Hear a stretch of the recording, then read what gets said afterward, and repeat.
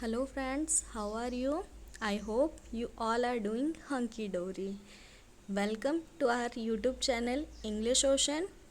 जैसा कि आप सभी को पता है कि हरियाणा बोर्ड ने अपना official notification regarding HTET out कर दिया गया है और उससे रिलेटेड इन्फॉर्मेशन मैं आपको ऑलरेडी लास्ट वीडियो में दे चुकी हूँ। आज हम एचटेट का जो सिलेबस है और एग्ज़ाम पैटर्न है उसको अच्छे से समझेंगे, क्योंकि देखो किसी भी एग्ज़ाम को देने से पहले हमें ये पता होना चाहिए कि हमें उसमें किस तरीके के क्वेश्चन पूछे जाने हैं, क्या एग्ज़ाम पैटर्न रहेगा। और सिलेबस तो किसी भी एग्ज़ाम को क्रैक करने की एक की है। तो जब तक हमारे पास की नहीं होगी, क्या हम लॉक को सॉल्व कर पाएंगे? नहीं ना। लॉक तभी ओपन होगा जब हम की यूज़ करेंगे।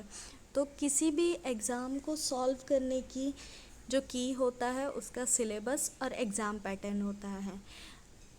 अगर हम इसको टाइम दे के अच्छे से समझ लेते हैं तो बाकी की जो जर्नी होती है वो आसान हो जाती है। तो इस वीडियो में आज की क्लास में हम एक एक चीज़ को अच्छे से समझेंगे और आने वाली क्लासेस के लिए चैनल को सब्सक्राइब कर लीजिए, बेल आइकन को प्रेस कर लीजिए, क्योंकि हम साथ में मिलके एचटेट की प्रिपरेशन करने वाले हैं, स्पेशली फॉर टीजीटी इंग्लिश। लेकिन देखो, जो पार्ट 1 है वो सभी के लिए सेम रहता है। अभी हम पैटर्न डिस्कस करेंगे तब आपको अच्छे से पता चल जाएगा। अगर आपका सब्जेक्ट इंग्लिश है तो यहाँ पे आप इंग्लिश ओशन के साथ 150 मार्क्स की तैयारी कर पाएंगे, और अगर आपका सब्जेक्ट इंग्लिश नहीं है तब भी आप 90 मार्क यहाँ से अचीव कर सकते हैं। और आप सभी को पता है क्वालिफाइंग मार्क्स 90 हैं। तो अगर आप अपने सब्जेक्ट में जिसमें भी टीचर बनना चाहते हैं, इतनी मैं आपसे उम्मीद रखती हूँ कि आप उसमें इतना बेटर तो कर पाएंगे कि 60 में से स्कोरिंग मार्क्स ला पाएंगे, और फिर भी आपका जो स्कोर है वो काफ़ी अच्छा रहेगा और एचटेट क्वालिफाई तो हो ही जाएगा इंग्लिश ओशन के साथ। अगर सब्जेक्ट इंग्लिश नहीं है तो भी आप यहाँ पे आ सकते हैं और अपने 90 मार्क्स सिक्योर कर सकते हैं। हम डेली प्रैक्टिस करेंगे, साथ में मिलके पढ़ेंगे। एक पूरा शेड्यूल 40 डेज़ का मैंने बना लिया है। अब डाउट ये है कि 40 डेज़ का क्यों? अभी हमारे पास 2 मंथ्स हैं और शेड्यूल 40 डेज़ का। Y? Because in 2 months we have 60 days. Okay, I made a plan for study 40 days, and remaining 20 days we are going to have a practice section. एक प्रैक्टिस का session रखेंगे हम। Last में जल्दी से जल्दी syllabus को कंप्लीट करेंगे। 40 डेज़ में बहुत अच्छे से सिलेबस श्योर हो जाएगा, और लास्ट के जो 20 डेज़ बचेंगे उसमें हम प्रैक्टिस सेशंस लगाएंगे। और प्रैक्टिस कहीं से भी नहीं करनी, सिर्फ पी वाई क्यूज़ को पकड़ के रखना है। उससे हम एक पैटर्न में रहते हैं। अगर हम प्रैक्टिस करने लग जाते हैं ना तो हमें कहीं और से जब प्रैक्टिस करते हैं तो हम टफ़ से टफ़ क्वेश्चन लेने की कोशिश करते हैं, बट हमें क्या करना है, ट्रैक पे रहना है।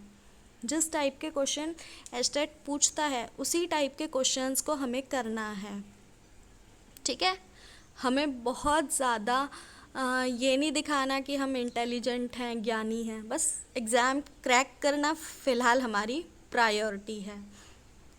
तो एक प्लेज लेते हैं, साथ में मिलके पढ़ेंगे, अच्छा करेंगे, और एचटेट के मार्क्स लास्ट में एक दूसरे को बताएंगे क्या हमारा स्कोर रहा।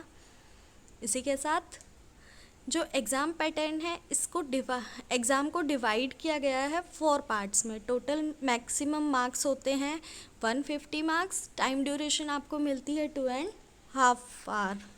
बट आपको एग्ज़ाम सेंटर पे पहले पहुंचना होता है, बायोमेट्रिक होती है इसमें, तो उसके अकॉर्डिंग वो एडमिट कार्ड पे मेंशन होता है कि कितना पहले जाना है।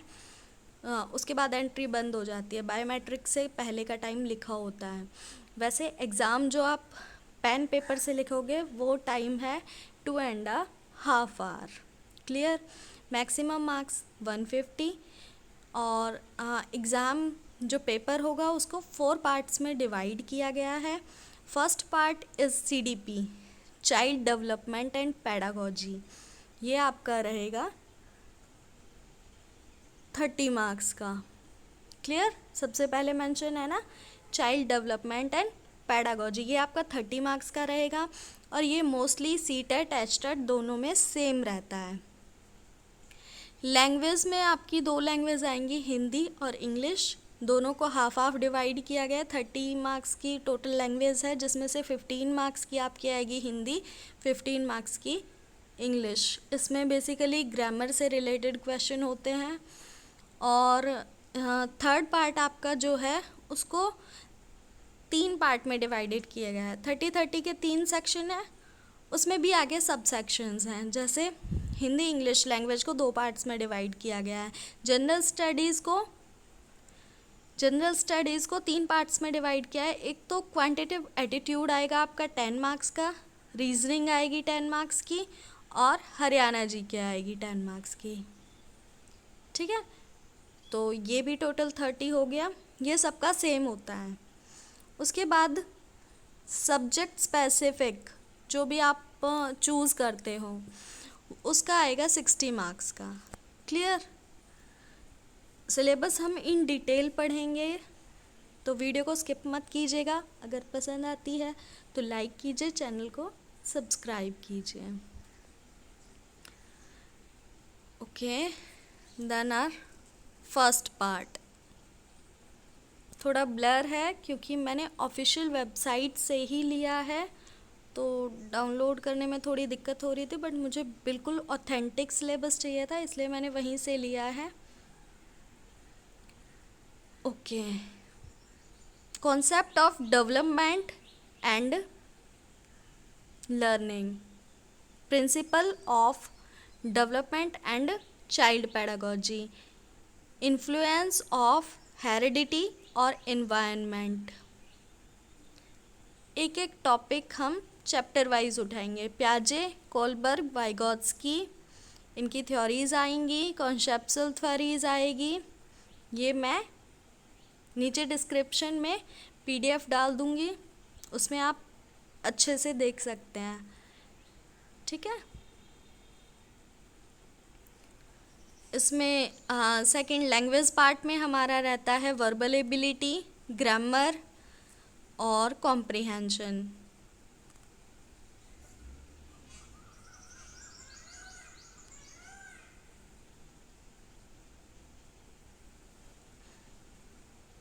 जो ये लैंग्वेज का पार्ट होता है, इसमें कभी कभी 1-2 क्वेश्चन मटेरियल एड के आ जाते हैं, जैसे classroom, multimedia, text book related questions. इस चीज़ का थोड़ा सा ध्यान रखेंगे। उसके बाद थर्ड पार्ट आपका आता है जनरल स्टडीज़। इसमें आपके टॉपिक्स आएंगे Haryana related history, current affairs, literature, geography, civics, environment, culture. Basically मैं बताऊं तो ये जो पार्ट है, थर्ड पार्ट जनरल स्टडीज़, इसमें रीजनिंग, GK और मैथ्स इतना आता है। तो मैथ्स आपका बेसिक रहेगा, बहुत बड़ी कैलकुलेशन नहीं आने वाली है, बेसिक मैथ्स आपका आता है। उसके टॉपिक ये रहे, टाइम डिस्टेंस हो गया, टाइम एंड वर्क हो गया, पाइप एंड सस्टेन आता है, circle, right, plus circular cone. और एक चीज़ मैं मेंशन कर दूं कि जो ये फर्स्ट पार्ट होता है ये आपका बाइलिंगुअल होता है, हिंदी इंग्लिश दोनों में क्वेश्चन लिखे हुए होते हैं। और आपका जो सब्जेक्ट स्पेसिफिक होता है वो सिंगल लैंग्वेज में होता है, जिसमें भी आप चूज़ करते हो जो भी आपकी लैंग्वेज होती है। और इंग्लिश तो ऑफिशियली इंग्लिश में ही आएगी, ऑब्वियस सी बात है। क्लियर? बेसिक मैथ आपका 10th तक जो बेसिक कैलकुलेशंस होती हैं, एरिया हो गया, सर्कल का एरिया हो गया, रेक्टेंगल हो गया, एवरेज हो गया, इंटरेस्ट, प्रॉफिट लॉस, डिस्काउंट, या फिर आपका होता है प्रोपोर्शन, परसेंटेज, रेशियो, ये सारी चीज़ें मैथ्स में आएंगी। रीजनिंग में आपका figural series, problem solving, word building, coding decoding, blood relation, direction, analogy, Venn diagram, किसी भी टीचिंग एग्ज़ाम में सेम रीजनिंग आती है। और जनरल अवेयरनेस में आपको एक तो करंट अफेयर्स और थोड़ा बहुत जिस भी स्टेट में आप जॉब करने वाले हैं उसके बारे में आप कितनी नॉलेज रखते हैं, स्टेट हो गई, डिस्ट्रिक्ट हो गई, और हु इज़ हु, यानी कि कौन किस डिपार्टमेंट को संभाल रहा है फ़िलहाल, ये थोड़ा सा नेशनल लेवल पे भी पूछ लेते हैं। ओके, अब आते हैं मेन पार्ट पे। हमारा मेन पार्ट है इंग्लिश। इसमें रीडिंग कॉम्प्रिहेंशन आएंगे, या तो एक या दो, वो डिपेंड करता है कितने मार्क्स का है। तो वो आपका पैसेज आएगा जो कि टेक्स्ट में से होगा, और यहाँ पे मैं आपको एक हिंट दे रही हूँ कि वो जो पैसेज है मोस्टली एनसीईआरटी बेस्ड होता है। लैंग्वेज पेडागोजी ऑफ इंग्लिश आती है, पेडागोजी इसमें बीएड बेस्ड होती है। सिलेबस में हालांकि बहुत कम लिख रखा है इन्होंने, aim and objective of teaching English at secondary level, method and approaches of teaching English language, teaching aids, use of ICT in classroom, ये टॉपिक्स लिखे हुए हैं। बट बिल्कुल भी रिस्क मत लेना, सिर्फ ये वाले टॉपिक नहीं करने हैं, बल्कि एक आपकी बुक थी ना बीएड में, बीएड सेकेंड ईयर में, इंग्लिश लैंग्वेज एंड पैडागोजी, उसको कंप्लीट करना है। कंप्लीट कैसे करेंगे? 2 महीने में। देखो 40 डेज़ का हम टाइम टेबल बना रहे हैं, उसमें आपको बुक पढ़ने नहीं बैठ जाना है, आपको एक अच्छा सोर्स पकड़ना है। अगर आपको मेरा पढ़ाया हुआ समझ आता है तो रेगुलरली फॉलो करना है, जो भी चीज़ें आएंगी उनको अच्छे से समझना है, प्रैक्टिस करना है। 20 डेज़ लास्ट में प्रैक्टिस के इसीलिए रखे हैं कि कम पढ़ेंगे, प्रैक्टिस करेंगे तो ज़्यादा चांसेस हैं। ज़्यादा पढ़ेंगे, प्रैक्टिस बिल्कुल नहीं करेंगे तो चांसेस बिल्कुल ना के बराबर हो जाते हैं। और लास्ट टाइम एक कन्फ्यूज़न रही थी कि पेडागोजी आएगी या फिर ग्रामर आएगी। तो देखो पहले तो ग्रामर ही आती आई है हमेशा से, कभी भी पेडागोजी नहीं पूछी है। जो जनरल पेपर होता है उसमें भी ग्रामर आती है और सब्जेक्ट स्पेसिफिक में भी ग्रामर आती है। जितने भी आप PYQs देखेंगे सब में इंग्लिश में ग्रामर पूछी है इन्होंने। बट लास्ट जब एग्ज़ाम हुआ था 2023 में, उसमें सिलेबस में इन्होंने मेंशन किया था पेडागोजी, सीटेट की ही तरह इन्होंने पेडागोजी बेस्ड क्वेश्चन रखने की कोशिश की थी जनरल पेपर में, जनरल पार्ट में। बट देखो वो चीज़ जो इंग्लिश लैंग्वेज का कैंडिडेट है उसके लिए सही है, क्योंकि उसको पेडागोजी अपने सब्जेक्ट में भी पढ़नी है, वो इजीली कर लेगा। पर थोड़ा सा उनके लिए डिफ़िकल्ट हो जाता है जो इंग्लिश सब्जेक्ट से नहीं है। बट लास्ट टाइम भी 2023 में भी सिलेबस में मेंशन होने के बाद भी ग्रामर ही आई थी और इस चीज़ पे बड़ा सारा बवाल हुआ था। बट सोच के चलो कि पेडागोजी और ग्रामर दोनों आपको प्रिपेयर करनी है, कुछ भी पूछा जा सकता है, तो दोनों चीज़ों को प्रिपेयर करेंगे। और ग्रामर में आपकी basic parts of speech, phrasal verbs, idioms, ये 10 तक की जो भी ग्रामर होती है। हाँ, determiners, auxiliary parts of speech की तो ऑलरेडी सीरीज़ चली हुई है, हम नाउन प्रोनाउन वर्ब्स कर चुके हैं, आगे उसको कंटिन्यू रखेंगे। लिटरेचर में आपका इन्होंने साफ साफ लिखा हुआ है, text based question must be selected from the prescribed syllabus of the board of school education Haryana for class 6 to 10th। जो आपके 6 to 10th का जो हरियाणा गवर्नमेंट ने सिलेबस प्रेस्क्राइब्ड किया है बच्चों को, आपको यही क्लासेस दी जाएंगी ना अगर आप TGT चूज़ करते हो, तो इनमें से टेक्स्ट बुक बेस्ड क्वेश्चन पूछे जा सकते हैं। हो सकता है आपको उनके आंसर का हिंट मिले या ना मिले, इसका मतलब आपको बेसिक नॉलेज 6 to 10th की होनी चाहिए। बेसिक क्या, मैं तो कहूँगी डीप नॉलेज होनी चाहिए। डिफ़िकल्टी लेवल ऑफ क्वेश्चन में be raise to UG level, तो यूजी लेवल तक ये जा सकते हैं। वैसे 6 to 10th अपना बिल्कुल टिप्स पे रखना, एनसीईआरटी उससे बाहर नहीं जाने वाला।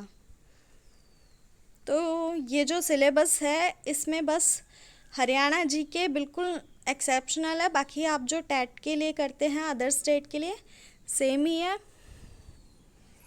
Subscribe our channel English Ocean and follow the series. We are going to have a fun learning and I'm very enthusiastic to start a series of HTAT series and साथ में मिलके सीखेंगे, साथ में मिलके पढ़ेंगे, साथ में क्रैक करेंगे। I am so excited. What about you? Tell me in the comment box.